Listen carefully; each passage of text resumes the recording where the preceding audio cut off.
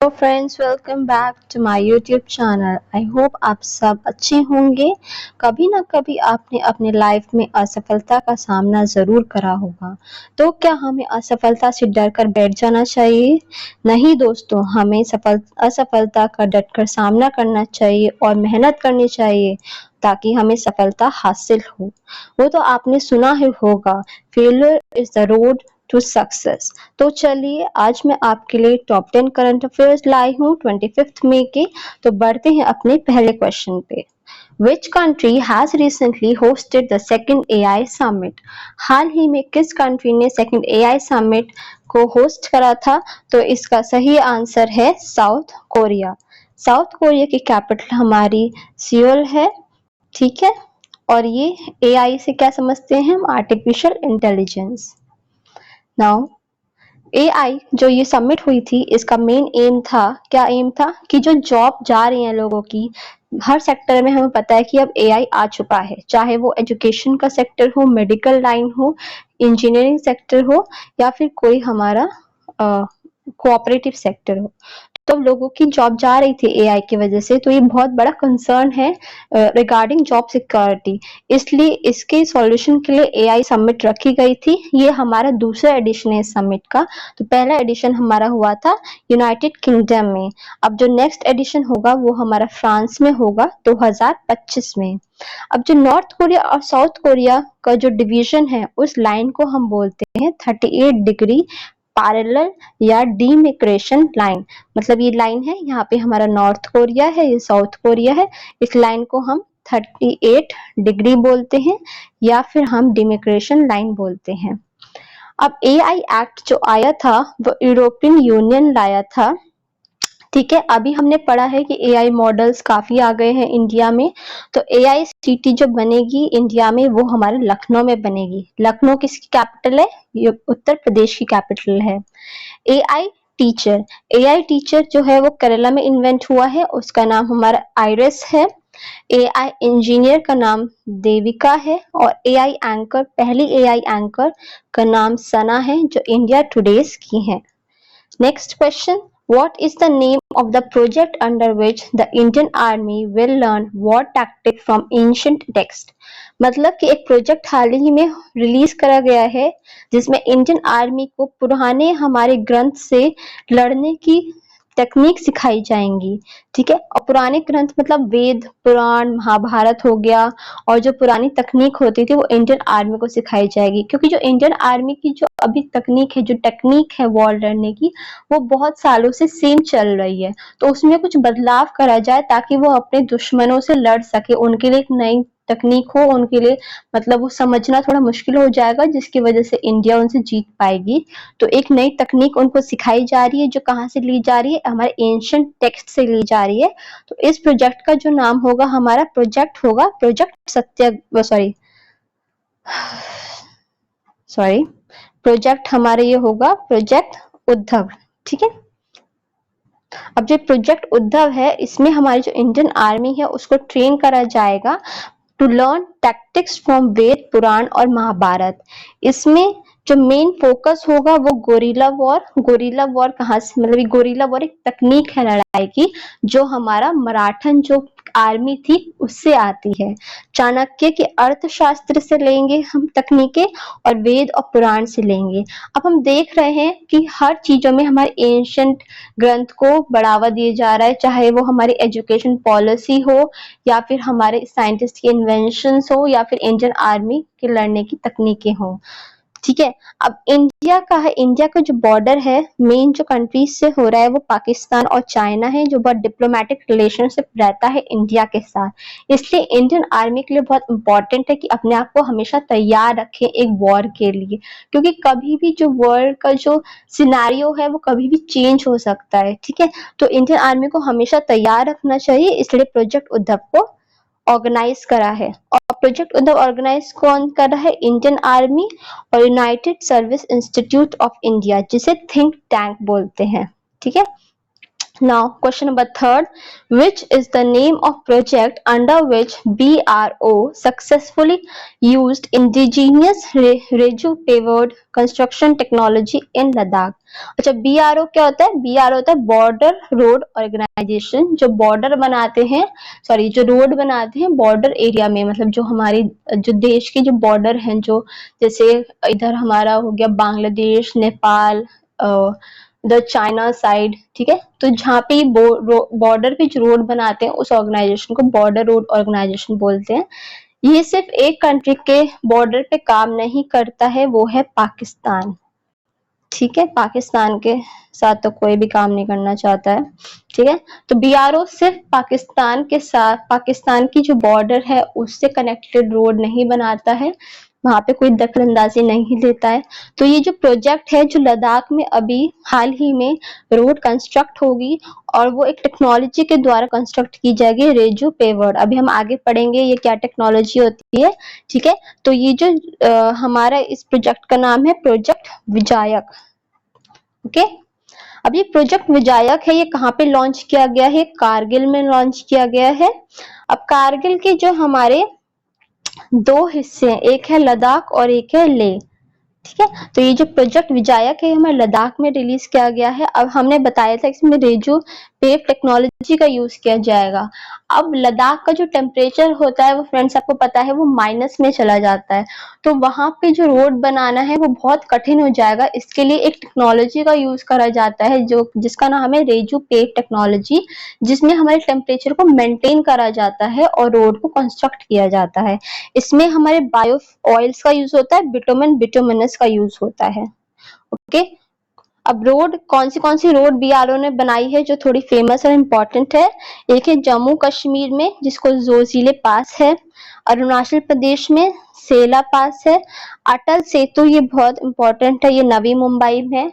ठीक है, और पलगट केरला में जो चेन्नई और केरल को कनेक्ट करता है, और दौलत दौलतबर्ग ओल्डी, ठीक है, ये हमारी रोड है जो बीआरओ ने करी है। इस वाली रोड से लद्दाख से हम चाइना को देख सकते हैं, लगभग कि लद्दाख और चाइना की जो बॉर्डर रेंज है उस पे है, मतलब एलओसी पे है, लाइफ ऑफ एक्चुअल कंट्रोल पे है हमारा। Now next question, which organization has partnered with Airbus Helicopters to finance helicopter purchases in India? मतलब हाल ही में किस ऑर्गेनाइजेशन ने एयरबस हेलीकॉप्टर के साथ एक डील साइन करी है कि हेलीकॉप्टर परचेज करने का, मतलब इंडिया क्या है, एयरबस क्या, एयरबस कंपनी है जो हेलीकॉप्टर बनाता है। ठीक है, अब एयरबस से हेलीकॉप्टर खरीदने इंडिया को, अच्छा हमें कुछ खरीदना होता है तो हमें फाइनेंस चाहिए होता है, तो अभी मतलब कौन सी जो ऑर्गेनाइजेशन है वो फाइनेंस प्रोवाइड करेगी ताकि हम मतलब इंडिया परचेज कर सके एयरबस से हेलीकॉप्टर, तो वो कौन सी ऑर्गेनाइजेशन करेगी? सिडबी। ओके, अब सिडबी क्या होता है? सिडबी हमारा small industry development bank of India होता है। अब हमने आरबीआई, सिडबी और एसबीआई के हेडक्वार्टर कहाँ है? आरबीआई मतलब रिजर्व बैंक ऑफ इंडिया के हेडक्वार्टर हमारा मुंबई में है। सिडबी सिडबी अभी हमने पढ़ा है small industry development bank of India, इसका हेडक्वार्टर हमारा लखनऊ में है, और एसबीआई का हेडक्वार्टर भी हमारा कहाँ है? मुंबई में। सिडबी का स्टैब्लिशमेंट कब हुआ था, स्थापना कब हुई थी? 1990 में हुई थी इसकी स्थापना। ठीक है, एयरबस कहाँ की कंपनी है? एयरबस हमारे यूरोप की कंपनी है जो क्या मैन्युफैक्चर करते हैं? जो हेलीकॉप्टर मैन्युफैक्चर करता है।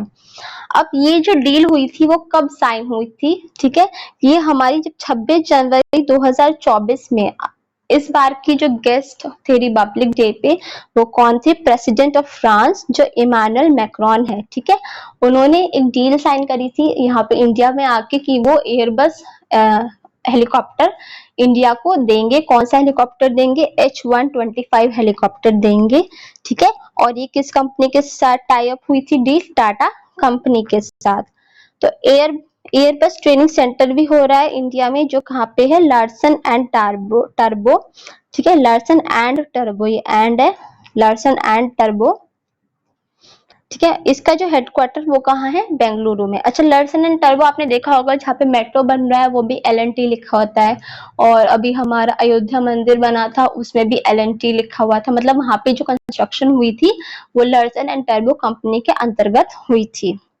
Now question number 5, Which Indian state recently mandated 33% of reservation for women in outsourced job? मतलब हाल ही में किस इंडियन कंपनी ने वुमेन के लिए रिजर्वेशन रखा है, कितना 33% रिजर्वेशन रखा है इन आउटसोर्स्ड जॉब। अब सबसे पहले आपको आउटसोर्स जॉब पता होनी चाहिए कि क्या होती है। ये जैसे हमारा कस्टमर सर्विस हो गई या डिलीवरी जॉब हो गई, ये आउटसोर्स जॉब होती है। ठीक है, जो मतलब आउटसोर्स का काम संभालते हैं कंपनी की मार्केटिंग को लेके या फिर सॉरी मार्केटिंग कस्टमर केयर और कस्टमर से जो रिलेटेड काम होता है उसको लेके आउटसोर्स जॉब होती है। तो उसके लिए वुमेन का 33% रिजर्वेशन किस कंपनी ने, कौन सी गवर्नमेंट ने किया है? तो ये हमारा किया है कर्नाटका ने। ओके, अब विमेन के लिए बहुत ही जरूरी है आगे बढ़ना, तो उसके लिए रिजर्वेशन करा है कर्नाटका की। जो हमारे न्यू सीएम बने हैं वो कौन है? सीतारमई है। यहाँ के डेप्यूटी सीएम है डीके शिव कुमार और यहाँ की गवर्नर है थवर चंद गहलोत। ठीक है, ये तीनों इंपॉर्टेंट है। कर्नाटका की कैपिटल बेंगलुरु है। यहाँ की मेजर रिवर जो नदियां यहाँ से बहती हैं वो कृष्ण, कावेरी। यहाँ पे जो फेस्टिवल्स मनाए जाते हैं कंपाला, हम्पी और उगाड़ी, ये इंपॉर्टेंट है, फेस्टिवल से आ जाता है क्वेश्चन। स्टेट एनिमल यहाँ के एलिफेंट है।